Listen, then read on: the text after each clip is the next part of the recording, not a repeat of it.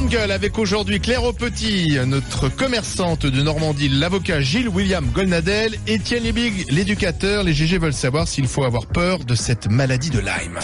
RMC, les Grandes Gueules veulent savoir. Je me suis retrouvée en fauteuil roulant avec des faux diagnostics, traités par des médicaments pas possibles qui ont failli me tuer. J'attends tout simplement une reconnaissance pour la souffrance morale. Il faut arrêter ce déni, déjà le gouvernement qui prenne ses responsabilités. Il faut aussi les tests fiables pour les futurs patients pour soigner cette maladie. On peut se tromper, d'accord? Maintenant, il faut aussi réparer ses erreurs. Vous venez d'entendre une malade qui estime qu'effectivement, peut-être qu'on ne prend pas en compte la dangerosité de cette maladie et la difficulté de la diagnostiquer. Les chiffres officiels parlent de 27 000 malades par an, mais ils seraient largement sous-estimés.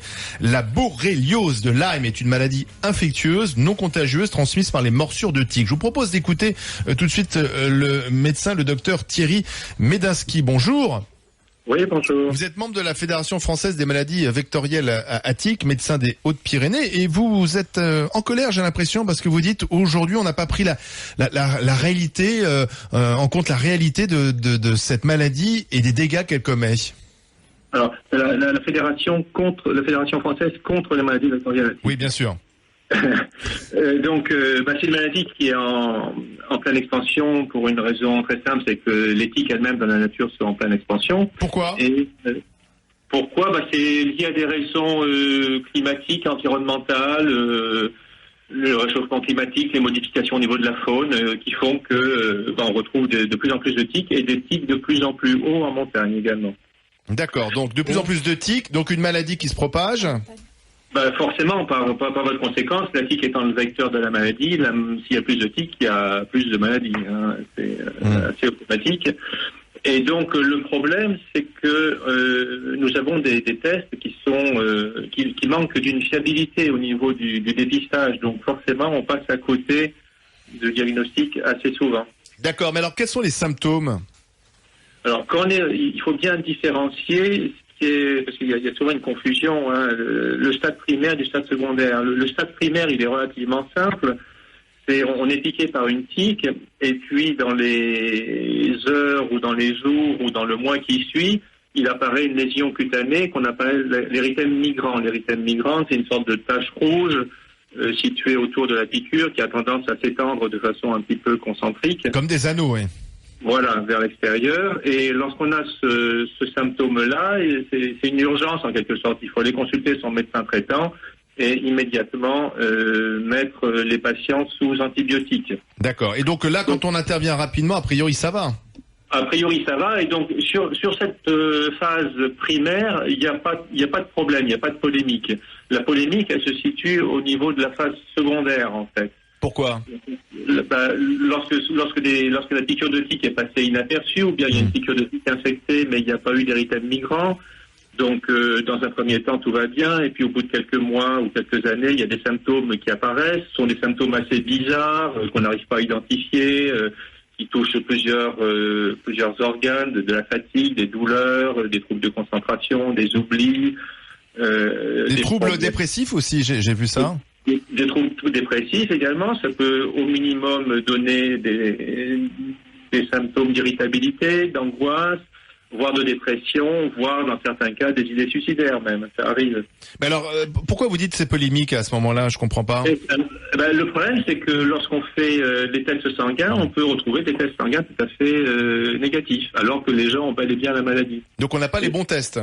On n'a pas les bons tests, voilà, on n'a pas les bons tests. Mais ils existent ces bons tests ? Est-ce qu'il existe ailleurs ? Oui, ailleurs. Pour l'instant, il y a de la recherche à mener pour mettre au point des tests beaucoup plus fiables que ceux dont on dispose actuellement. Donc, voilà, c'est-à-dire que vous demandez aux autorités sanitaires de mettre un peu le paquet pour qu'on puisse avoir de vrais tests, de diagnostics, parce que effectivement, ces troubles secondaires c'est des symptômes graves et puis ça peut vraiment pourrir la vie des gens. Je disais les témoignages, c'était quand même assez effarant.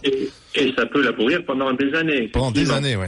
On le demande, mais c'est pas récent. C'est-à-dire qu'il y a eu un rapport en 2014 du Haut Conseil de la Santé publique, et dans les recommandations, il est noté explicitement de faire de la recherche pour établir des tests fiables. Oui. Et non seulement sur la maladie de Lyme, mais également sur toutes les co-infections, c'est-à-dire les autres agents pathogènes potentiellement transmis par les tiques, parce qu'il n'y a pas que la maladie de Lyme.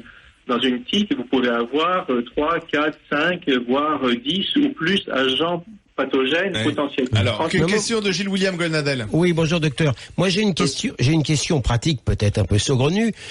C'est la reconnaissance des tiques. Moi, il y a quelques années, quand j'allais au bois avec mes chiens, c'était très facile de voir les tiques sur leur corps et assez facile de les enlever en faisant bien attention à enlever la tête. J'ai l'impression maintenant que les tiques dont vous parlez sont différents et plus petits, c'est ça, moins facilement repérables?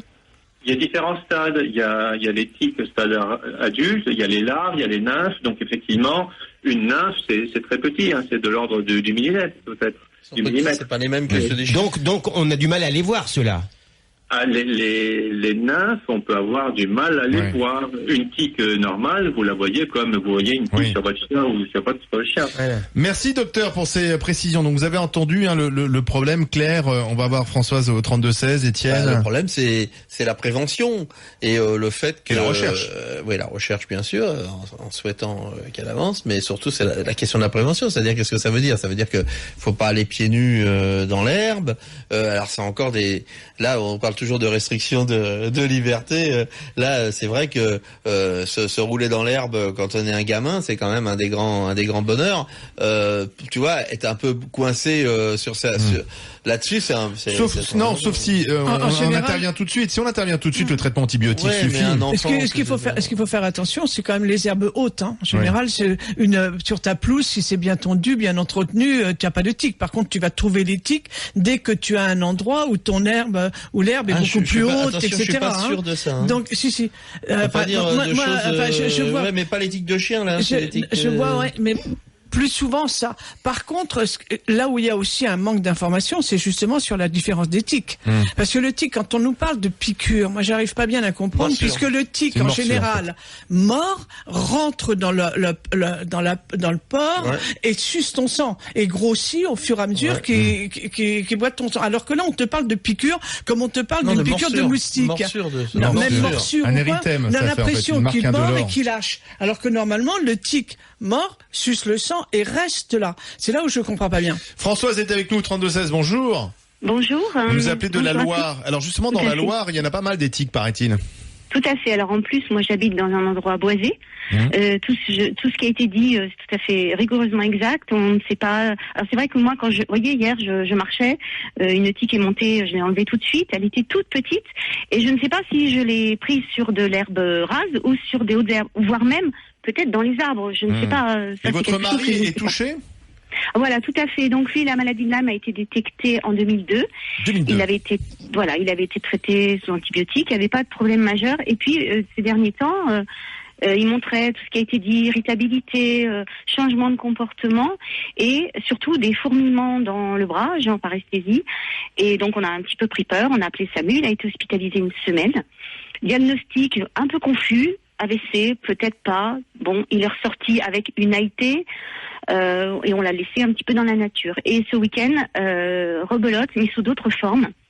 Des formes qui sont aussi indiquées dans les stades différents de la maladie de Lyme, des vomissements, des frissons, mais pas possible. J'ai jamais vu ça, même pour une grippe.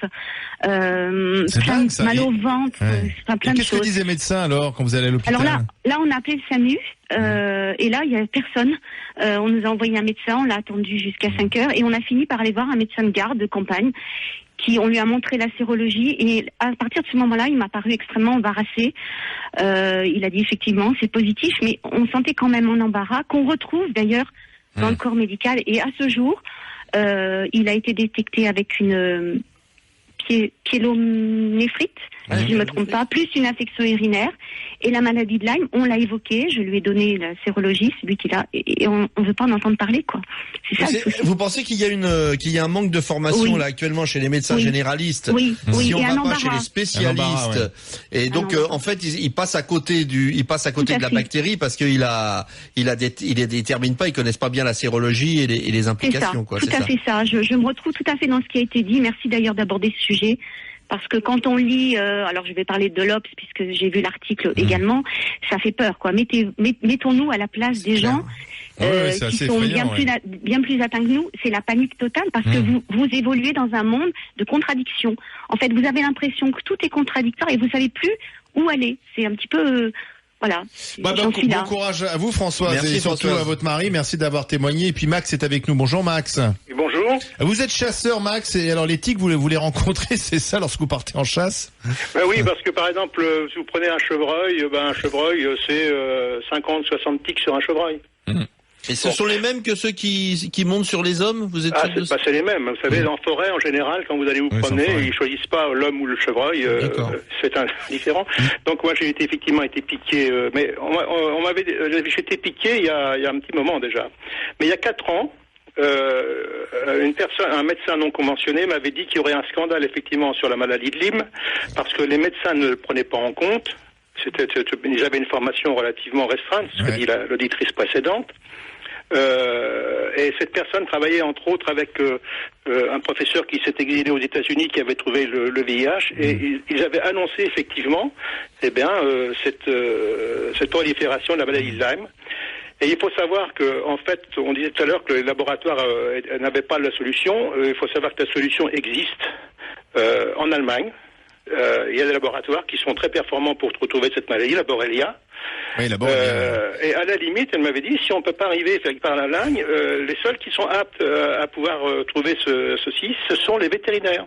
Eh oui, bien sûr. Ils sont mieux formés. Donc vous dites en fait quand même qu'il y a un petit souci en France de prise en compte de cette maladie, de ce qu'elle peut entraîner, alors que des pays comme l'Allemagne sont peut-être un peu plus en avance là-dessus. Oui, enfin, à la limite, le scandale, c'est que en Europe, il y a une telle distinction d'un pays à l'autre sur des questions aussi cruciales, parce que ça peut toucher nos gamins quand même de façon générale. Il n'y a pas de frontières pour et que si en Allemagne on a avancé sur la question, qu'on bénéficie pas de la situation de la recherche allemande. Là, il y a un petit souci quand même. Merci Max pour ce coup de fil. Je pense que c'est un sujet qu'on va réaborder dans les grandes gueules, parce que on est peut-être. Lui dit scandale Mediator.